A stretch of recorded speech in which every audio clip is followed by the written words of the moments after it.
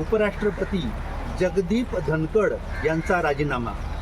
अरे यामध्ये धक्कादायक काय केलं त्या माणसाने आमच्यासाठी? सर्वसामान्य माणसांनी त्या धक्कादायक म्हणावं अशा प्रकारचं वर्तन होतं का त्यांचं? सभागृहामध्ये आमच्यासारख्या सामान्य माणसाची व्यथा त्यांनी मांडू दिली का? संसदेमध्ये ज्या वेळेला ते स्वतः उपराष्ट्रपती होते, त्याचबरोबर वरिष्ठ सभागृहाचे सभापती होते, सभापती असताना सामान्य माणसाचे जे प्रश्न होते, रेल्वेचे प्रश्न होते, आम्ही कशा प्रकारे प्रवास करतोय, गोरगरिबीचे प्रश्न होते, आमच्या आरोग्याचे प्रश्न होते, हॉस्पिटलमध्ये कशा प्रकारे आम्हाला ट्रीटमेंट होती, अशा सगळे प्रश्न जेव्हा मांडले जात होते तर हा माणूस हे प्रश्न मांडू देत नव्हता। या माणसाचं वर्तन आक्षेपार्ह असायचं। संसदेमध्ये जेवढे महिला खासदार होत्या त्यांच्याबद्दल तो अशा प्रकारची टिप्पणी करायचा की महिला खासदारांना लाज वाटावी, अपमानित वाटावं।